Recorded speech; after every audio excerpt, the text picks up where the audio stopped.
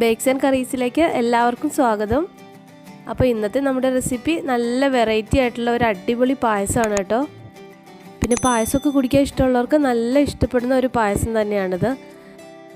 നമ്മുടെ വീട്ടിൽ സാധാരണയായിട്ട് കാണുന്ന ഇൻഗ്രീഡിയൻസ് മാത്രമേ ഉള്ളൂ കേട്ടോ ഇതിൽ. അപ്പോൾ അതുകൊണ്ട് തന്നെ നമുക്ക് എപ്പോൾ വേണേലും ഇത് ഉണ്ടാക്കിയെടുക്കുകയും ചെയ്യാം. അപ്പോൾ നമ്മൾ ഈ പായസം ഉണ്ടാക്കാൻ പോകുന്നത് മക്രോണി വെച്ചിട്ടാണ്. അപ്പോൾ നമ്മൾ അതിന് വേണ്ടിയിട്ട് ഒരു 100 ഗ്രാം മക്രോണിയാണ് കേട്ടോ ഞാൻ എടുത്തിട്ടുള്ളത്. അതായത് ഒരു 250 ml കപ്പിൽ എടുക്കുകയാണെങ്കിൽ ഒരു ഫുൾ എടുക്കാതെ അല്പം ഒന്ന് താത്തിയിട്ട് വേണം കേട്ടോ എടുക്കാൻ.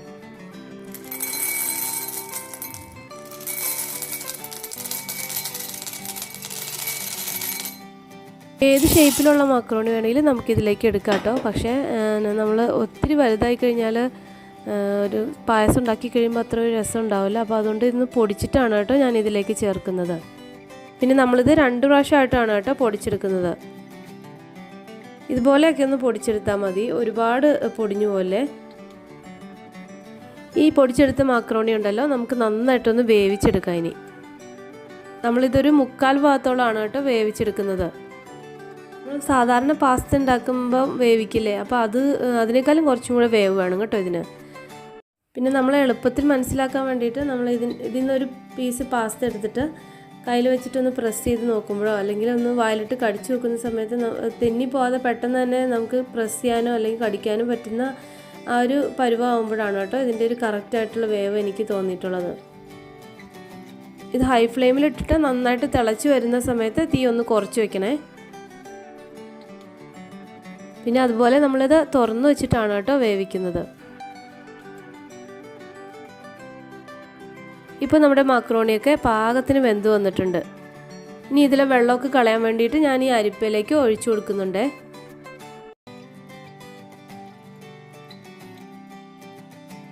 ഇത് ചൂടോടെ ഇരിക്കുന്നതുകൊണ്ട് അത് കൂടുതൽ വെന്ത് അത് ഒട്ടിപ്പിടിച്ച് പോകാനുള്ള ചാൻസ് ഉണ്ട് കേട്ടോ. അപ്പോൾ അതുകൊണ്ട് ഞാൻ അതിലേക്ക് അല്പം പച്ചവെള്ളം കൂടെ ഒഴിക്കുകയാണേ. ഇപ്പോൾ ഇതിൽ വെള്ളമൊക്കെ കംപ്ലീറ്റ് പോയിട്ടുണ്ട്. ഇനി നമുക്കിതിലേക്ക് ഒരു ടേബിൾ സ്പൂൺ നെയ്യ് കൂടി ചേർത്തിട്ടൊന്ന് മിക്സ് ചെയ്തും കൂടെ വെക്കാം. അതും ഒട്ടിപ്പിടിച്ച് പോകാതിരിക്കാൻ വേണ്ടിയിട്ടാട്ടോ ചെയ്യുന്നത്. ഇതൊന്ന് മിക്സ് ചെയ്ത് കൊടുത്തിട്ട് നമുക്കിതൊരു സൈഡിലേക്ക് മാറ്റി വയ്ക്കാം.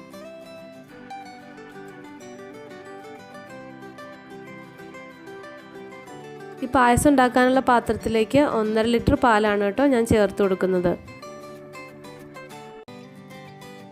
ഇനി ഈ പാല് നമുക്ക് നന്നായിട്ട് ചൂടാക്കിയിട്ടെടുക്കണം. അപ്പോൾ അതിന് വേണ്ടിയിട്ട് ഞാനിത് ഹൈ ഫ്ലെയിമിലാണ് കേട്ടോ ഇപ്പോൾ വെച്ചിട്ടുള്ളത്. പിന്നെ അടി പിടിച്ച് പോകാതിരിക്കാൻ വേണ്ടിയിട്ട് ഇടയ്ക്കിടയ്ക്കൊന്ന് മിക്സ് ചെയ്ത് കൊടുക്കും കൂടെ ചെയ്യണം. ഇപ്പോൾ ഈ പാല് നന്നായിട്ട് ചൂടായിട്ട് വന്നിട്ടുണ്ട്. കണ്ടോ, ഇതിൻ്റെ സൈഡിലൊക്കെ ചെറിയ ബബിൾസ് പോലെ വന്നിരിക്കുന്നത്. ഈ സമയത്ത് വേണം ഇതിലേക്കുള്ള പഞ്ചസാര ആഡ് ചെയ്ത് കൊടുക്കാൻ.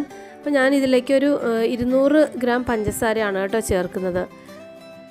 അതായത് നമ്മളൊരു 250 ml കപ്പിലെടുക്കുകയാണെങ്കിൽ ആ കപ്പ് ഫുള്ളായിട്ട് എടുക്കാതെ അല്പം കുറച്ചിട്ട് വേണം കേട്ടോ എടുക്കാൻ. പിന്നെ മധുരമൊക്കെ നല്ല താല്പര്യമുള്ളവർക്കൊക്കെ ഫുൾ വേണമെങ്കിലും എടുക്കാവേ. പിന്നെ ഒരുപാട് മധുരമായി കഴിഞ്ഞാൽ പായസം പെട്ടെന്ന് നമുക്ക് മടുത്തു പോകും. അപ്പോൾ അതുകൊണ്ട് മധുരം ചേർക്കുമ്പോൾ നോക്കിയിട്ട് വേണം കേട്ടോ ചേർത്ത് കൊടുക്കാൻ. ഈ പഞ്ചസാര ഇട്ട് കൊടുത്തിട്ട് നന്നായിട്ടൊന്ന് മിക്സ് ചെയ്തിട്ട് ഒരു 1-2 മിനിറ്റ് കഴിയുമ്പോഴേക്കും നമുക്ക് ഒരു 2 ടേബിൾ സ്പൂൺ കണ്ടൻസ്ഡ് മിൽക്കും കൂടെ ഇതിലേക്ക് ചേർക്കാം. ഇനി ഈ പായസത്തിൻ്റെ മധുരമൊക്കെ ഒന്ന് ബാലൻസ് ചെയ്യാൻ വേണ്ടിയിട്ട് ഇതിലേക്ക് ഒരു നുള്ളു ഉപ്പും കൂടി നമ്മൾ ചേർത്ത് കൊടുക്കുന്നുണ്ട്. അപ്പോൾ എൻ്റെ കയ്യിൽ ഉപ്പിൻ്റെ പൊടിയില്ലായിരുന്നുകൊണ്ട് ഞാൻ 2 ചെറിയ പീസ് ഉപ്പുകല്ലാണ് കേട്ടോ ഇട്ട് കൊടുത്തത്. ഇത് നന്നായിട്ടൊന്ന് മിക്സ് ചെയ്തിട്ട് ഇതിൻ്റെ മധുരമൊക്കെ കറക്റ്റ് ആണോ എന്നൊക്കെ നമുക്കൊന്ന് ചെക്ക് ചെയ്ത് നോക്കാം. ഇനിയിപ്പോൾ കണ്ടൻസ്ഡ് മിൽക്ക് ഇല്ലയെന്നുണ്ടെങ്കിൽ ഒരു 2 ടേബിൾ സ്പൂൺ പഞ്ചസാരയും കൂടെ എക്സ്ട്രാ ഇതിലേക്ക് ചേർത്ത് കൊടുത്താലും മതി. ഈ മധുരം എനിക്ക് കറക്റ്റാണ് കേട്ടോ. അപ്പോൾ നിങ്ങൾക്ക് കൂടുതൽ മധുരം ഇഷ്ടമുള്ളവരൊക്കെ ആണെങ്കിൽ കുറച്ചും കൂടി മധുരം വേണമെങ്കിൽ ചേർത്ത് കൊടുക്കാം. ഇപ്പോൾ പാലൊക്കെ നന്നായിട്ട് തിളച്ച് വന്നിട്ടുണ്ട്. ഇനി നമ്മൾ വേവിച്ച് വെച്ചിട്ടുള്ള മാക്രോണി ഇതിലേക്ക് ചേർത്ത് കൊടുക്കാം. മാക്രോണി ഇതിലേക്ക് ചേർത്ത് കഴിഞ്ഞാൽ പിന്നെ തീ നന്നായിട്ടൊന്ന് കുറച്ച് വെക്കണം. തീ കുറച്ചിട്ടിട്ട് കുറുക്കിയെടുക്കുമ്പോഴാണ് കേട്ടോ പായസത്തിന് നല്ലൊരു ടേസ്റ്റ് കിട്ടുന്നത്. അതുകൊണ്ട് പെട്ടെന്നാവാൻ വേണ്ടിയിട്ട് നിങ്ങൾ തീയൊന്നും കൂട്ടി വയ്ക്കരുത് കേട്ടോ.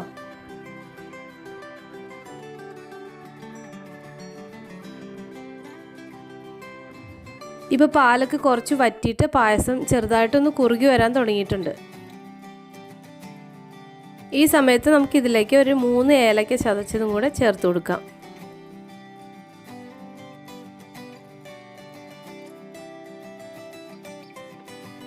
ഇത് കുറച്ചും കൂടെ ഒന്ന് തിക്കായിട്ട് വരാനുണ്ട്. അപ്പോൾ നമ്മൾ അല്പസമയം കൂടെ ഇതുപോലെ ചെറിയ തീയിൽ വെച്ചിട്ട് നമുക്കത് നന്നായിട്ടൊന്ന് കുറുകി വരുന്ന സമയത്ത് ഫ്ലെയിം ഓഫ് ചെയ്ത് കൊടുക്കാം. ഇപ്പോൾ നോക്കിക്കാൻ നമ്മുടെ മക്രോണിയൊക്കെ നന്നായിട്ട് വെന്തിട്ടുണ്ട്. അതുപോലെ പായസമൊക്കെ കറക്റ്റായിട്ടുള്ള ഒരു കൺസിസ്റ്റൻസിയിലും ആയിട്ടുണ്ട്. ഇനി ഇത് ഇരിക്കുമ്പോൾ തന്നെ കുറച്ചുകൂടെ ഒന്ന് തിക്കായിട്ട് വരും.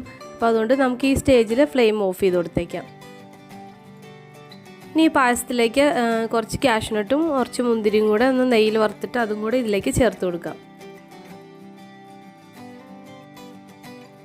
അപ്പോൾ എനിക്ക് റെസിപ്പി കിട്ടിയത് ഒരു ന്യൂസ് പേപ്പറിൽ നിന്നാണ് കേട്ടോ. അപ്പോൾ ഉണ്ടാക്കി നോക്കിയപ്പോൾ നന്നായിട്ട് തോന്നി. അപ്പോൾ നിങ്ങളായിട്ടൊന്ന് ഷെയർ ചെയ്യാമെന്ന് വിചാരിച്ചു. നമ്മുടെ ഈ പായസം ഉണ്ടല്ലോ ശരിക്കും പാലട പായസത്തിൻ്റെ പോലെ തന്നെയാണ് കേട്ടോ ഇരിക്കുന്നത്.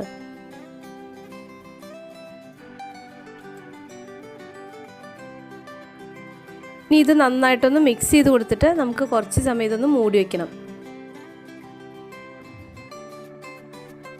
കണ്ടോ, ഇപ്പം നമ്മുടെ പായസമൊക്കെ നന്നായിട്ട് കുറുകി പാകത്തിനായി വന്നിട്ടുണ്ട്. പിന്നെ നമ്മുടെ ആ മക്രോണിയും പാലും കൂടെ നന്നായിട്ടൊന്ന് വെന്ത് മിക്സ് ആയിട്ടുണ്ട്. അപ്പോൾ നമ്മുടെ പായസമൊക്കെ എല്ലാവർക്കും ഇഷ്ടപ്പെട്ടെന്ന് വിചാരിക്കുന്നു. ഇഷ്ടപ്പെട്ടിട്ടുണ്ടെങ്കിൽ ലൈക്ക് ചെയ്യാനും ഷെയർ ചെയ്യാനൊന്നും മറക്കരുത്. അതുപോലെ ട്രൈ ചെയ്യുന്ന സമയത്ത് ഫീഡ്ബാക്സൊക്കെ പറയണം കേട്ടോ. പിന്നെ സബ്സ്ക്രൈബ് ചെയ്യാത്തവരൊക്കെ മറക്കാതെ ഒന്ന് സബ്സ്ക്രൈബും കൂടി ചെയ്യണേ. അപ്പോൾ നമുക്ക് അടുത്ത ദിവസം പുതിയൊരു റെസിപ്പി ആയിട്ട് വീണ്ടും കാണാം. താങ്ക്